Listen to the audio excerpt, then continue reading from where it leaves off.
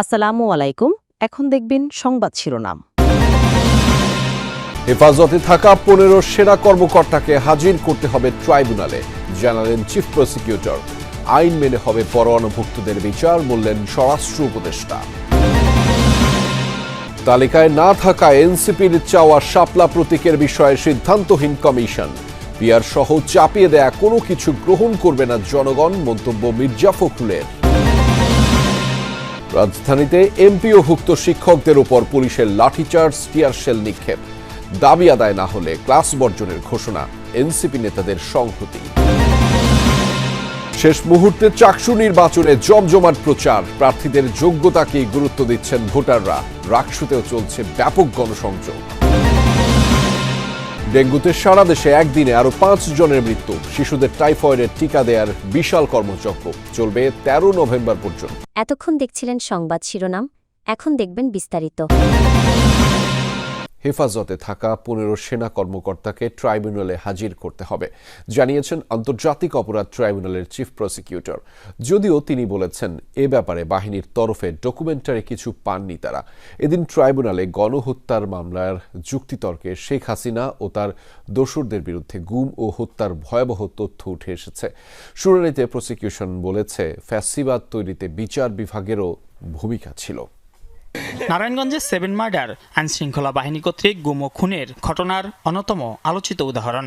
7 জনকে গুম করে হত্যা করা হয়, পরে লাশ ফেলে দেওয়া হয় শীতলক্ষ্যা নদীতে। সে ঘটনায় নারায়ণগঞ্জ র্যাবের তৎকালীন বেশ কয়েকজন কর্মকর্তার সংশ্লিষ্টতা পাওয়া যায়। আওয়ামী লীগ সরকারের আমলে এমনই অসংখ্য নৃশংস ঘটনার সাক্ষী হয়েছে বাংলাদেশ। গুম ও হত্যার এসব ভয়াবহ ঘটনা রবিবার উঠে আসে আন্তর্জাতিক অপরাধ ট্রাইব্যুনালে শেখ হাসিনার মামলার যুক্তিতর্ক উপস্থাপনে। এবং তাদেরকে এক ধরনের সিডেটিভ পুশ করা হতো যাতে করে প্রতিরোধ করতে না পারে। চিফ প্রসিকিউটর বলেন, মানুষকে প্রথমে গুম করে পরে সরকারি নির্দেশে হত্যা করা হতো। হত্যার কৌশল হিসেবে কাউকে ট্রেনে কাটা পড়তে রেললাইনে ফেলে দেওয়া হতো, আবার কারো পেট চিরে সিমেন্টের বস্তা ঢুকিয়ে নদীতে ডুবিয়ে দেওয়া হতো। কাউকে আবার মাথায় গুলি করে হত্যা করে হাতে লাগা রক্তমগজের পৈশাসিক তৃপ্ততার কথাও তুলে ধরেন তাজুল ইসলাম। তো মাথায় যখন গুলি করতো, মাথায় গুলি করলে মগজ এবং রক্ত ছিটিয়ে এসে হাতে লাগতো। প্রথম দিকে সে হাতে এক ধরনের মোজা ব্যবহার করত যাতে না লাগে। পরবর্তী সময়ে তার এটা নেশা হয়ে যায়, রক্ত এবং মগজের উত্তাপ হাতে না লাগলে তো আর ফিলিং আসতো না। শাপলা প্রতীক নির্বাচন কমিশনের তালিকায় নেই। এটি তালিকায় অন্তর্ভুক্ত করা হবে কিনা সে বিষয়ে কমিশন এখনও কোনো সিদ্ধান্ত নেয়নি। একথা জানিয়েছেন প্রধান নির্বাচন কমিশনার এএমএম নাসির উদ্দিন।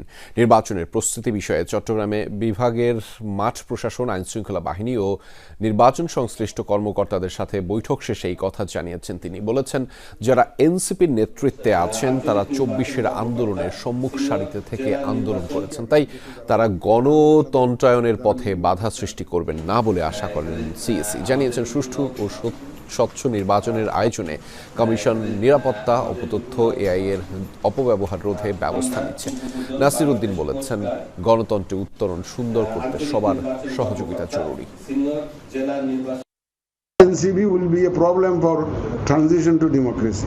তারা একটা নিজেদেরকে গণতন্ত্রায়নের পথে বান্ধা হিসাবে আসবেন এমন আমি মনে করি না। অন্তত এনসিপিকে আমি মনে করি না এইরকম একটা নিজের জীবন বাজি রেখে অভ্যুত্থানে যারা জড়িত ছিল তারা এই ধরনের কাজ করবেন বলে আমি বিশ্বাস করি না।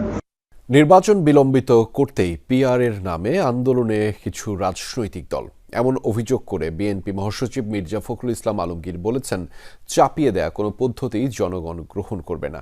দলগুলোকে একমত না হওয়া ইস্যুগুলো ইশতেহারে অন্তর্ভুক্ত করে দেশবাসীর কাছে যাওয়ার পরামর্শ দিয়েছেন তিনি। আসন্ন নির্বাচনকে বিএনপির জন্য কঠিন পরীক্ষা আখ্যা দেন মির্জা ফখরুল। তার বিশ্বাস, জনগণ পরীক্ষিত ও দক্ষ নেতৃত্বই নির্বাচিত করবে। ফ্যাসিবাদ বিরোধী আন্দোলনে প্রথম কাতারে ছিলেন সাবেক 20 দলীয় জোটের শীর্ষ নেতা ডেমোক্রেটিক লীগের সাইফুদ্দিন আহমেদ মনি। প্রয়াত সেই নেতার দ্বিতীয় মৃত্যুবার্ষিকীতে ঢাকা রিপোর্টার্স ইউনিটিতে আয়োজন করা হয় স্মরণ সভার। উঠে আসে সাইফুদ্দিন মনির দীর্ঘদিনের ত্যাগ আর ফ্যাসিবাদের বিরুদ্ধে আপোষহীন সংগ্রামের কথা। অনুষ্ঠানে বিএনপি মহাসচিবও সাইফুদ্দিন মনির স্মৃতিচারণ করেন। বলেন, বিএনপির দীর্ঘদিনের সংস্কারের প্রস্তাবই আমলে নিয়েছে ঐক্যমত্য কমিশন। দেশের জন্য পরীক্ষিত এবং দক্ষ এই নেতৃত্বকেই জনগণ আগামী নির্বাচনে বেছে নেবে বলে আত্মবিশ্বাসী তিনি। যে দল পরীক্ষিত, অতীতে যারা পরীক্ষা দিয়েছে, যেই দল অন্ধকার থেকে আলোতে টেনে নিয়ে এসেছে, শহীদ প্রেসিডেন্ট জিয়াউর রহমানই এই দেশে প্রথম সংবিধানে বিসমিল্লাহির রহমানির রহিম সংযোজন করেছিলেন। কিছু দল সেগুলোকে বিকৃত করে বিভিন্নভাবে এই বিএনপিকে চিত্রায়িত করার চেষ্টা করছে। এই সামনের যে পরীক্ষা কঠিন পরীক্ষা। প্রতিদিন আপনাদের এই ইউটিউব আন্দোলনে নামা এমপিওভুক্ত শিক্ষকদের উপর লাঠিচার্জ করেছে পুলিশ। রাস্তা থেকে সরাতে ব্যবহার করেছে সাউন্ড গ্রেনেডও। এতে করে দুপুর নাগাদ প্রেস ক্লাব সংলগ্ন এলাকায় ছড়িয়ে পড়েছিল উত্তেজনা। শিক্ষক কর্মচারীদের সাথে ধাওয়া পাল্টা ধাওয়ায় হয় পুলিশের। এ সময় কয়েকজন আন্দোলনকারী আহত হন। দাবি মানা না হলে ক্লাস বর্জনের ঘোষণা দিয়েছেন এমপিওভুক্ত বেশ কয়েকটি সংগঠনের শিক্ষকরা। তাদের সাথে সংহতি জানিয়ে হামলার তীব্র নিন্দা জানিয়েছেন এনসিপি নেতারা। দুপুর 1:45 অবস্থানরত শিক্ষকদের ছত্রভঙ্গ করতে এভাবেই নিক্ষেপ করা হয় সাউন্ড গ্রেনেড। এমপিওভুক্ত বেসরকারি শিক্ষকদের সাথে শুরু হয় পুলিশের ধাওয়া পাল্টা ধাওয়া। টিয়ার সেল নিক্ষেপ করে পুলিশ। এর আগে সকাল 11টার পর থেকেই জাতীয় প্রেস ক্লাবের সামনে সারা দেশ থেকে শিক্ষকরা জড়ো হতে থাকেন। জাতীয়করণ প্রত্যাশী জোটের অন্তর্ভুক্ত সংগঠনগুলো 20% বাড়ি ভাড়া সহ 3 দফা দাবিতে অবস্থান নেয়। দাবি বিবেচনায় নিয়ে 20% হারে বাড়ি ভাড়া, চিকিৎসা ভাতা বৃদ্ধি ও কর্মচারীদের ঈদের বোনাস 75% উন্নীত করে প্রজ্ঞাপন না হওয়া পর্যন্ত লাগাতার অবস্থান কর্মসূচির ঘোষণা দেন শিক্ষকরা। আগামীকাল রাত 12টায় শেষ হচ্ছে চট্টগ্রাম বিশ্ববিদ্যালয় কেন্দ্রীয় ছাত্র সংসদ চাকসু নির্বাচনের প্রচারণার সময়। তাই শেষ মুহূর্তে ভোটারদের মন জয় করতে সকাল থেকে ক্যাম্পাস চষে বেড়াচ্ছেন প্রার্থীরা। ভোটারদের দাঁড়ে দাঁড়ে গিয়ে প্রার্থীরা দিচ্ছেন আবাসন, যাতায়াত, নিরাপদ ক্যাম্পাস ও গবেষণা খাতে উন্নয়নের প্রতিশ্রুতি। তবে ভোটাররা বলছেন, প্যানেল নয়, ভোট দিবেন প্রার্থীদের যোগ্যতা বিবেচনায়। নির্বাচন ঘনিয়ে আসায় শেষ মুহূর্তে সময়গুলোকে পুরোপুরি কাজে লাগাতে চান প্রার্থীরা। তাই তো সকাল থেকেই ক্যাম্পাস চষে বেড়াচ্ছেন তারা, ভোটারদের দিচ্ছেন নানা প্রতিশ্রুতি।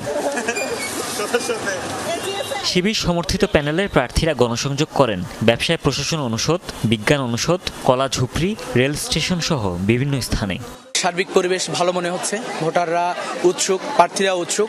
দু একটি ঘটনা ঘটেছে যেগুলো আচরণবিধি লঙ্ঘনের ব্যাপারে কথা এসেছে। আমরা মনে করি প্রত্যেকটি প্রার্থী এ ব্যাপারে সতর্ক আছে এবং সতর্ক থাকবে। রাজশাহী বিশ্ববিদ্যালয় কেন্দ্রীয় ছাত্র সংসদ রাকসু নির্বাচনের বাকি আর মাত্র 3 দিন। শেষ মুহূর্তে ভোটারদের মন জয় করতে গণসংযোগ করছেন প্রার্থীরা। সকাল থেকে আবাসিক হল, পরিবহন মার্কেট, শহীদ মিনার প্রাঙ্গণ সহ ক্যাম্পাসের বিভিন্ন স্থানে যাচ্ছেন তারা।